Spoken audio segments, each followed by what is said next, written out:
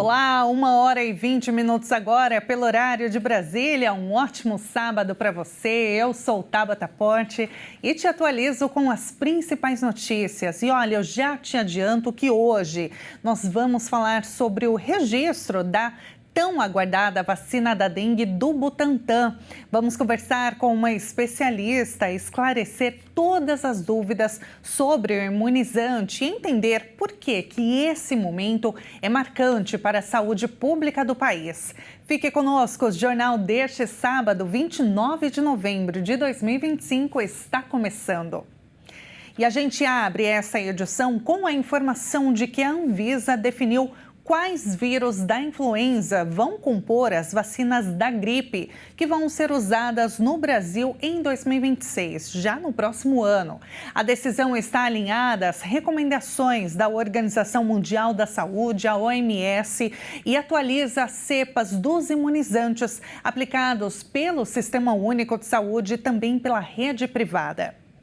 A Agência Nacional de Vigilância Sanitária define a cada ano quais os vírus da influenza devem ser combatidos nas vacinas da gripe. A mudança anual é essencial para manter a proteção da população. O vírus da gripe sofre mutações constantes e pode variar de uma estação para outra. Por isso, a OMS monitora em tempo real quais subtipos circulam com maior força no mundo e orienta os países a ajustarem a vacina a cada ano. A composição das vacinas de 2026 foi definida e válida para doses destinadas ao hemisfério sul. Com isso, essas doses começam a ser aplicadas no Brasil a partir de 1º de fevereiro do ano que vem.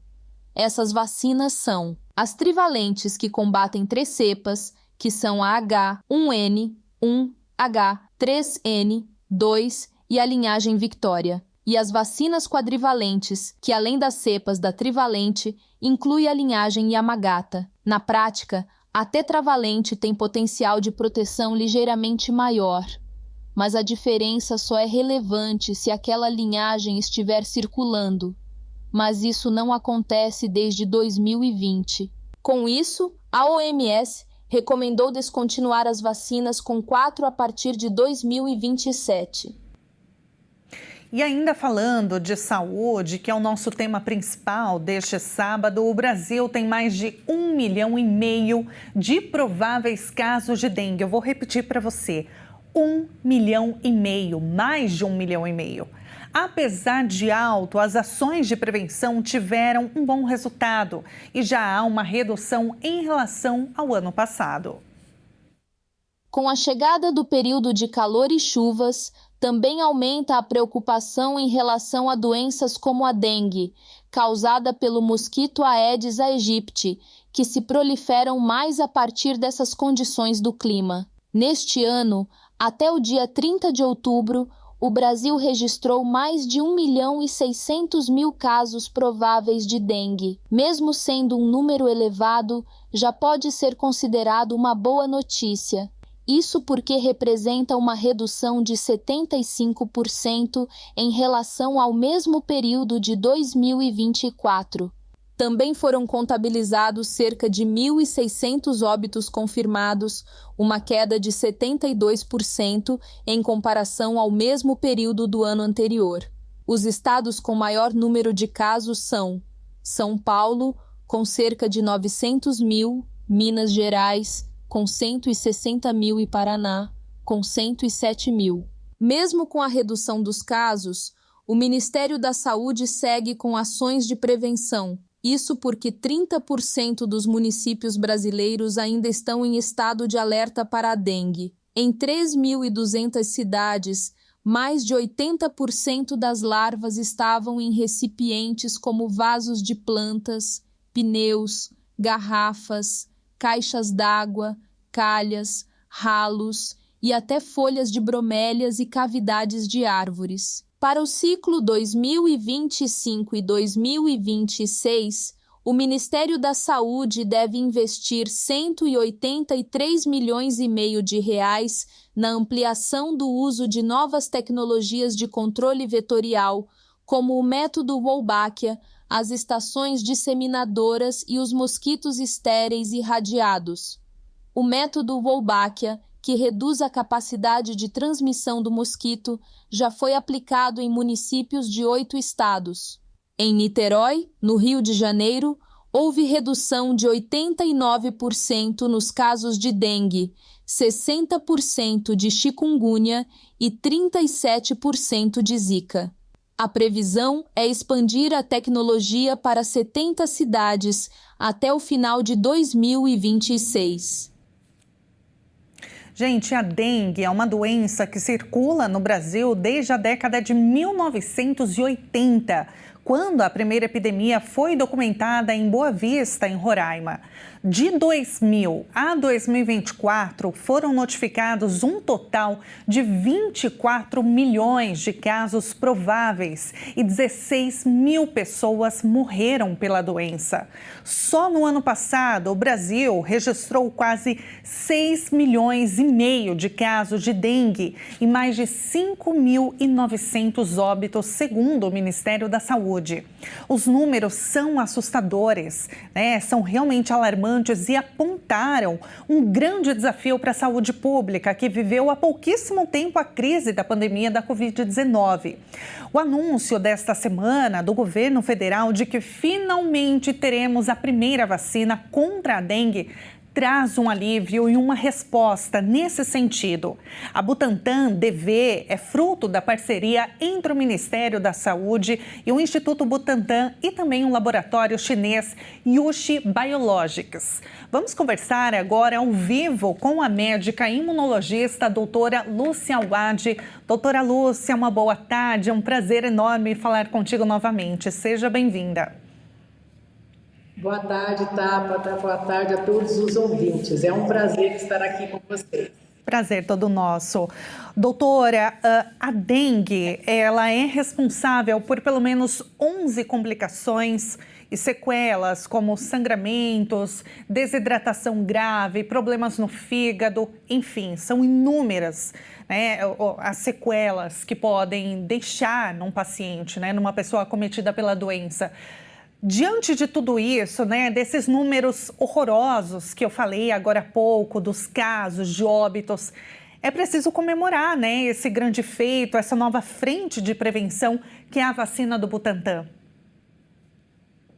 Pois é, e aí a gente tem que comemorar mesmo, né, porque os números são preocupantes. O ano passado tivemos aí 4 vezes mais número de casos em relação a anos anteriores. E o Brasil deu um passo importante no enfrentamento da dengue, porque a Anvisa apresentou um parecer favorável sobre a segurança e eficácia da vacina desenvolvida pelo Instituto Butantan. E o Ministério da Saúde iniciará o processo de inclusão dessa vacina da dengue no calendário nacional do Sistema Único de Saúde. E é o primeiro imunizante desenvolvido 100% no nosso país pelos nossos cientistas brasileiros.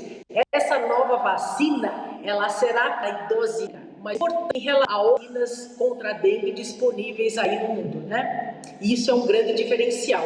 E essa vacina, desenvolvida pelo Instituto Butantan, ela utiliza uma tecnologia de vírus vivo atenuado, que é um método que a gente já utiliza em diversas vacinas no Brasil. E essa vacina apresentou uma eficácia de 75% na população de 12 a 59 anos. Isso significa que cerca de 74% dos casos da doença foram evitados entre as pessoas vacinadas. E a ideia é expandir essa faixa etária, essa vacina para outras faixas etárias também. Doutora, como que ela funciona no nosso corpo? A gente vai falar isso no decorrer, né, da entrevista, mas ainda há muitas dúvidas, né? A gente está em 2025, há muita informação, a gente vai na internet hoje, a maioria, né, da população tem acesso à internet, então tem muita informação de qualidade, profissionais qualificados, no caso como a senhora, senhora, né? No caso, a RIT TV aqui no nosso jornalismo, a gente sempre traz, né, informações, especialistas, profissionais qualificados, mas há muita ainda informação, dúvidas sobre vacinas, né, imunizantes de forma geral. Eu queria saber primeiro, por que a gente deve se vacinar? Vamos falar primeiramente sobre a dengue, que é o nosso foco neste primeiro momento. Por que a população ela deve se vacinar? O que acontece no nosso corpo quando a gente recebe o imunizante?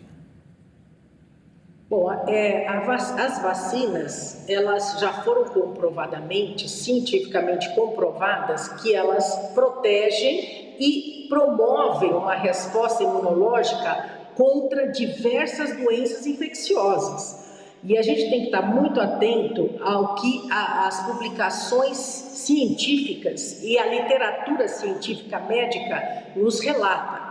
Hoje, diversas doenças, não só a dengue infecto-contagiosa, são evitadas graças à vacina. E essa vacina da dengue, que foi produzida e elaborada no Instituto Butantan, ela utiliza uma tecnologia que é de vírus atenuado, que também é uma tecnologia utilizada em diversas outras vacinas. A vacina é importante por quê? Porque ela induz um aumento da resposta imunológica e, com a resposta imunológica sendo aumentada, quando o indivíduo se expõe ao vírus da dengue, ele estará protegido, porque os nossos linfócitos T e também os nossos linfócitos B, que fazem parte da resposta imune, irão atacar esse vírus. Então, se você tomou a vacina, você está protegido. É isso que faz a vacina. Ela induz uma resposta imunológica protetora. Daí a necessidade das pessoas se vacinarem. E óbvio, você comentou uma coisa muito importante que são as fake news. Então as pessoas têm que ir nos órgãos, como o Ministério da Saúde, no próprio Instituto Butantan. Lá existe todo o descritivo das vacinas, como foram produzidas, os efeitos colaterais que elas produzem, os benefícios da vacina na proteção contra as doenças. Essa vacina da dengue mesmo, ela foi aprovada através de um estudo que durou 5 anos, de 2016 até 2024, foi feito um longo estudo para a aprovação dessa vacina, que hoje foi aprovada pela Anvisa, do Instituto Butantan, com 16 mil voluntários, entre 12 e 59 anos. Então, aí é um longo período de estudo que comprova que realmente essa vacina que está sendo agora produzida pelo Instituto Butantan e o ano que vem estará disponível, ela protege contra a doença. 75% das pessoas que receberam as vacinas ficaram protegidas de uma forma geral. 100% das pessoas foram protegidas contra hospitalizações e morte. Então, são números muito importantes que nós temos que ter em mente, que realmente as vacinas elas protegem. Essa vacina da dengue ela é muito promissora. Os estudos que foram realizados com essa vacina foram publicados em periódicos científicos de renome, como o The New England e The Lancet, que são revistas renomadas. Então a gente tem que acreditar na ciência, tem que acreditar na medicina e também se proteger contra a dengue, que agora nós temos uma vacina 100% brasileira e de dose única, o que vai facilitar muito a distribuição dessa vacina e também a proteção das pessoas de uma forma geral.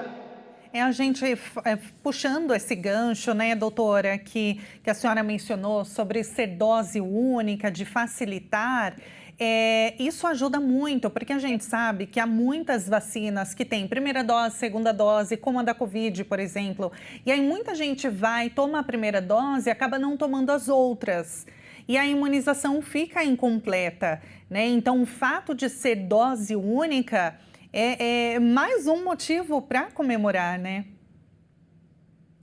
Sem sombra de dúvida, né? E isso vai facilitar muito, porque às vezes a pessoa toma uma dose e esquece da dose de reforço. E a gente sabe que a dose de reforço, por exemplo, a vacina Qdenga, que também ela é disponibilizada contra a dengue aqui no Brasil, pelo laboratório Takeda, ela implica em 2 doses com intervalo de 3 meses, né? Então a pessoa toma a primeira dose e esquece de tomar a segunda, ela não está protegida, né? E agora essa vacina não, essa nova vacina da dengue, além de ela ser segura e comprovadamente ela protege contra a dengue, ela é de dose única. Então realmente nós temos que comemorar aí esse êxito do Butantan e também esse trabalho primoroso dos nossos cientistas brasileiros, que conseguimos aí ter uma vacina contra a dengue de dose única e que realmente funciona.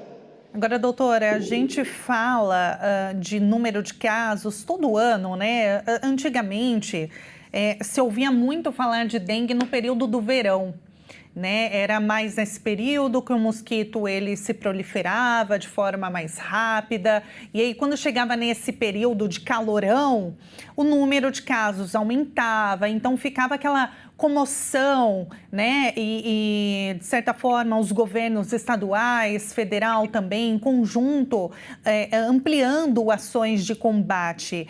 Mas, nos últimos anos, a gente percebeu que a dengue, ela continua aumentando, os casos surgem mesmo fora desse período, né? Os números aumentaram e aí o mosquito, ele conseguiu, de certa forma, assim, se acostumou com o clima, né, no Brasil.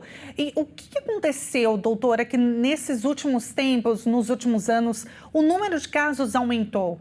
Foi falta de uma ação efetiva de combate à dengue? É uma união da falta de ação efetiva junto com a falta de comprometimento da população em cuidar ali do seu entorno, né? Caixa d'água aberta, piscina sem uma proteção, vasos de planta com um pratinho ali exposto, acumulando água. Na sua visão, doutora, o que contribuiu para esse aumento do número de casos?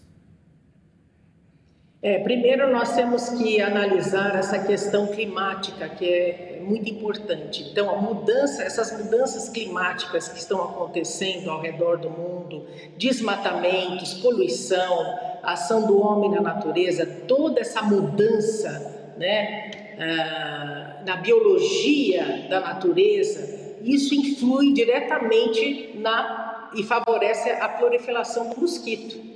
Além de toda essa mudança climática, nós temos os aspectos também relacionados à divulgação das campanhas. Eu acho que falta um pouquinho o Ministério da Saúde entrar mais na televisão, nos noticiários, na internet, fazer mais campanhas, né, para justamente diminuir esse número de casos através da vacinação. Porque a única maneira da gente intervir e controlar essa doença é através da vacinação e também nessas medidas que a gente pode adotar no nosso dia a dia, né? Verificar as poças de água em vasinhos, né? Usar repelente, enfim, todas essas ações em conjunto, elas vão estar ajudando na eliminação do mosquito. Tanto a vacinação, como também essa ação no nosso dia a dia, né? Então a gente tem que estar atento e agora com essa vacina nova do Butantan, que é de dose única, eu acredito que a gente vai ter um controle maior da dengue no Brasil, né? E também no ano que vem está previsto aí a produção de mais de 26 milhões de doses juntamente com uma empresa chinesa. Então isso também já está no nosso radar. Então o cenário,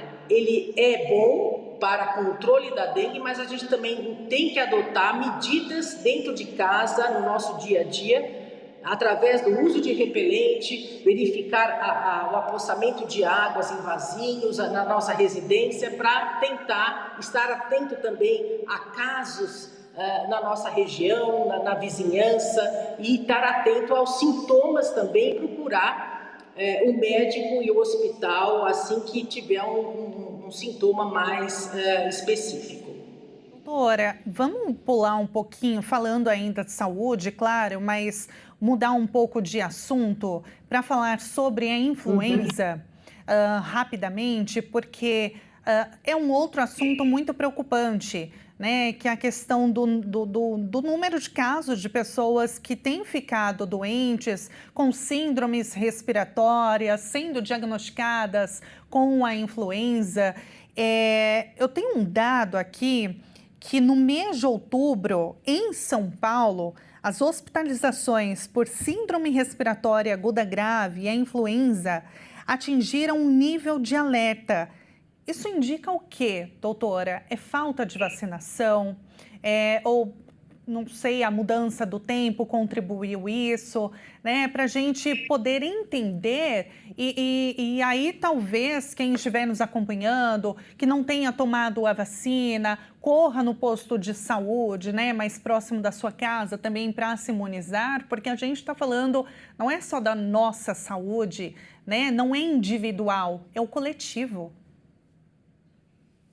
Eu acho que falta campanhas para estimular a população a receberem as vacinas. As pessoas não estão dando muita importância em se vacinarem contra a influenza, contra a gripe, e é importante se vacinar, porque essas mudanças climáticas a gente não tem como controlar, infelizmente.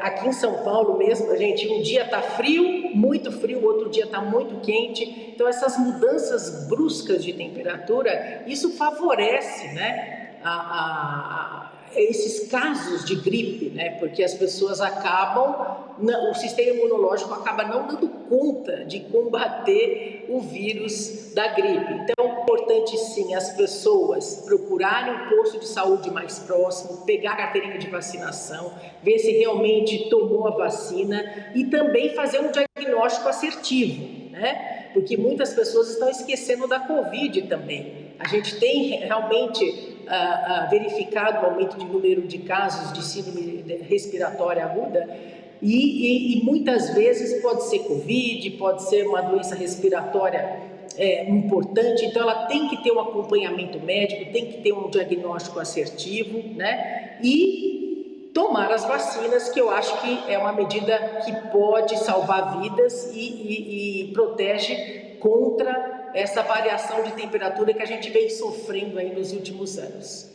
Tá certo, doutora. Olha, muito obrigada, viu, pela contribuição. Mais uma vez, aqui no nosso jornalismo, trazer as informações, ressaltar, né, a importância de todo mundo correr no posto de saúde, colocar a sua carteirinha de vacinação em dia, para que todo mundo possa viver bem, viver com qualidade de vida, para que a gente possa combater esse mosquitinho que, olha, é tão nocivo, né? Quem diria que uma coisinha tão pequenininha causasse tanto estrago, deixasse tantas pessoas com sequelas, né, matasse tanta gente, como a gente falou aqui no decorrer da entrevista. Doutora, muito obrigada mais uma vez, um ótimo final de semana. Igualmente a todos, foi um prazer. Muito obrigada. Nós acabamos de ouvir a médica imunologista, a doutora Lúcia Awad. Vamos mudar um pouco de assunto agora, trazer um assunto de Brasília, porque o ministro, aliás, do Supremo Tribunal Federal, Alexandre de Moraes, concedeu hoje um prazo de 5 dias para que a defesa do general da reserva Augusto Heleno, preso por tentativa de golpe, apresente uma comprovação do quadro de saúde. Durante o exame de corpo de delito, Heleno alegou que teve um diagnóstico e convive com Alzheimer desde 2018. O ex-ministro do Gabinete de Segurança Institucional, o GSI, Augusto Heleno, de 78 anos, foi preso nesta terça-feira pelo Exército e pela Polícia Federal e encaminhado para detenção no Comando Militar do Planalto, em Brasília. Ele é um dos condenados do núcleo crucial de tentativa de golpe. Heleno, que tem 78 anos, alegou que convive com Alzheimer há 7 anos, além de ter prisão de ventre e hipertensão em tratamento. O exame de corpo de delito é um procedimento médico legal, feito para verificar e registrar as condições físicas da pessoa no momento da prisão. Ele serve tanto para proteger o preso quanto para proteger o estado de alegações futuras não verificáveis. Na decisão de Alexandre de Moraes, que pede provas do quadro de saúde do alegado, o ministro ainda questiona se Augusto Heleno teria informado o diagnóstico ao Serviço de Saúde da Presidência da República, na época em que era ministro. O ministro também lembrou que o réu foi interrogado em juízo em junho e, na presença de seu advogado, realizou sua defesa. Na oportunidade, o réu respondeu a todas as perguntas de seu defensor e em nenhum momento alegou problemas cognitivos. Heleno foi condenado a 21 anos de prisão, acusado de fazer parte de uma organização criminosa com o objetivo de manter o ex-presidente no poder, apesar da derrota nas urnas. Os hemocentros de todo o país se uniram nesta última semana do mês de novembro em uma campanha de doação de sangue. Com o tema Somos Todos do Mesmo Sangue, a proposta foi além e presta uma homenagem pelo Dia Nacional do Doador de Sangue, que foi celebrado no último dia 25. Vamos ver. A campanha, inédita em todo o país, buscou destacar a importância do gesto de doação de sangue. As doações são essenciais para os estoques de plaquetas, que ajudam no controle de sangramentos e são usadas em tratamentos contra o câncer, por exemplo. Segundo o Ministério da Saúde, 1,8% da população doa sangue de forma regular. Esse número fica um pouco abaixo dos 2% ideais, definidos pela Organização Pan-Americana de Saúde, e bem atrás dos 5% registrados em países da Europa. O sangue coletado é armazenado em um banco de sangue ou hemocentro, para uso em transfusões de sangue. A quantidade de sangue retirada não afeta a saúde do doador, já que a recuperação é imediata após a doação. Uma pessoa adulta tem, em média, 5 litros de sangue. Em uma doação, são coletados, no máximo, 450 mililitros. É pouco para quem doa e muito para quem precisa. Uma única doação de sangue pode salvar a vida de até 4 pessoas. O sangue coletado é separado em componentes, como hemácias, plaquetas e plasma. E cada um desses componentes pode ser usado para atender às necessidades de pacientes diferentes. Para ser um doador de sangue, a pessoa só precisa ter a idade entre 16 e 69 anos, pesar mais de 51 quilos, estar em boa saúde, apresentar o documento de identificação oficial com foto. Os colaboradores devem procurar um hemocentro próximo e agendar a doação, porque a doação de sangue é um ato de amor. E olha, acontece até este domingo o Salão do Automóvel de São Paulo. São mais de 30 marcas expostas e a nossa equipe foi até lá e te mostra agora as novidades. O Salão do Automóvel renovou principalmente no ano de 2025 e saindo do tradicional para o futuro, que é justamente o carro que voa. O Salão do Automóvel de São Paulo voltou após 7 anos de pausa. A última edição havia sido em 2018. Neste ano, quase 30 marcas e centenas de modelos foram expostas no distrito do Embi, na capital de São Paulo. O evento, que segue até o dia 30, apresenta um verdadeiro festival de novidades para o mercado brasileiro. Tem carro para todos os perfis, sub, hatch, elétrico, híbrido e até esportivo. Mas o que realmente chama a atenção do público é o único carro voador do salão. O modelo é da chinesa GAC, totalmente elétrico, com capacidade de recarga completa em apenas 30 minutos. O valor? Mais de R$1.300.000. A presença das montadoras chinesas é um dos pontos fortes da feira.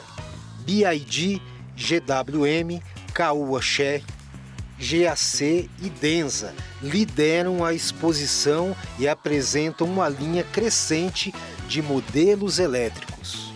A China já responde por 82% das vendas dos carros elétricos no Brasil. E a tendência é inegável. Os veículos elétricos e híbridos deixaram de ser nichos e se consolidaram como protagonista do setor, mostrando um mercado que caminha rumo à sustentabilidade e à eficiência energética. Muito bacana. E olha, a FIC, a Fundação Internacional de Comunicação, que é o braço social da Igreja Internacional da Graça de Deus, promove um curso de trança totalmente gratuito no centro de São Paulo. Começou na semana passada e segue ao longo deste sábado. O objetivo é a profissionalização de mulheres que estão em estado de vulnerabilidade social. O nosso repórter Felipe Takahashi está lá, aliás, neste momento, e a gente vai conversar com ele, que ele vai mostrar tudo, como que está sendo esse curso. Boa tarde, Felipe. Boa tarde, Tabata. Boa tarde a você que nos acompanha. Estamos aqui no centro da cidade de São Paulo, onde está rolando o último dia de curso de trança oferecido pela FIC, que é a Fundação Internacional de Comunicação, que é um braço social da Igreja da Graça de Deus. Eu vou pedir para o nosso cinegrafista Leandro ir mostrando aqui, porque a aula está rolando nesse momento. As meninas estão fazendo as tranças agora. E o grande objetivo desse curso é a profissionalização de mulheres. Porém, tem uma pessoa aqui que pode falar muito melhor do que eu. Eu estou com a Fátima, que ela é líder social desse projeto. Fátima, uma boa tarde para você. Eu gostaria de te fazer uma pergunta de qual que é a grande finalidade, o objetivo maior desse curso. O objetivo maior desse curso é trazer essas pessoas que estão em vulnerabilidade social, que não tem uma renda extra, ela vai ter uma renda extra fazendo trança.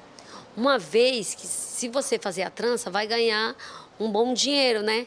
Que é em torno de 300 ou mais. Dependendo do cabelo, eles cobram muito mais para trançar.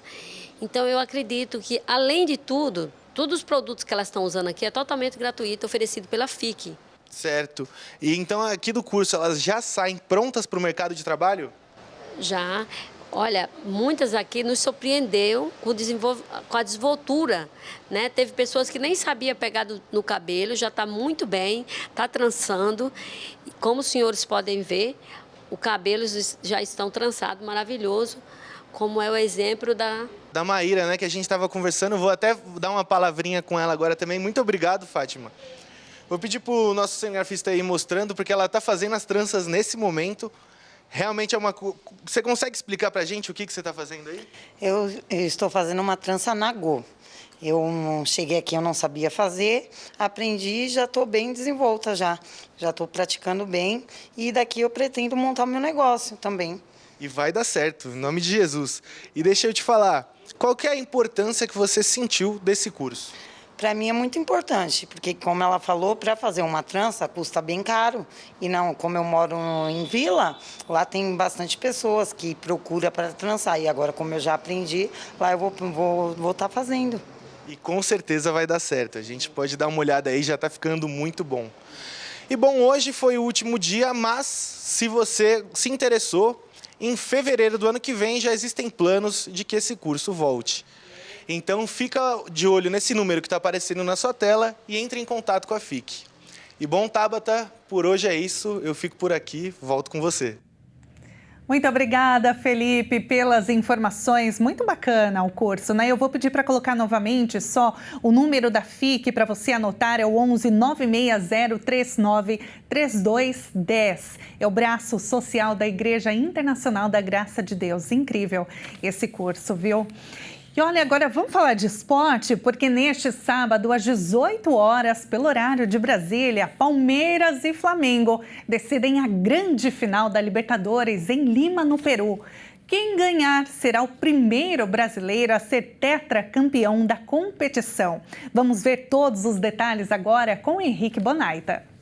Com 3 títulos para cada, empatados com Santos, São Paulo e Grêmio, Palmeiras e Flamengo decidem quem será o maior campeão brasileiro na história da competição. O dono da melhor campanha da fase de grupos, a equipe alviverde passou o mata-mata em cima do Universitário do Peru, River Plate da Argentina e a LDU do Equador. Na semifinal foi onde a equipe de Abel Ferreira mais sofreu. Perdeu por 3-0 na ida em Quito e com a goleada por 4-0 no Allianz Parque, conseguiu a classificação para a grande decisão. O momento do Verdão não é bom.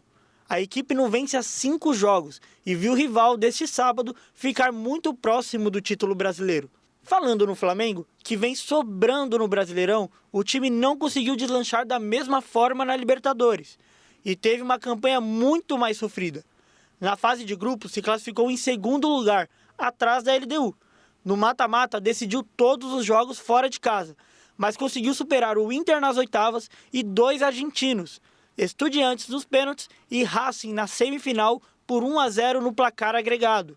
As duas equipes brasileiras vêm dominando o futebol sul-americano nos últimos anos. E hoje é o dia da decisão. Quem vai ficar com a glória eterna? Boa sorte para as duas equipes. Muito obrigada, eu fico por aqui, mas você fica com a nossa programação da Hit TV. Até a próxima, um ótimo final de semana.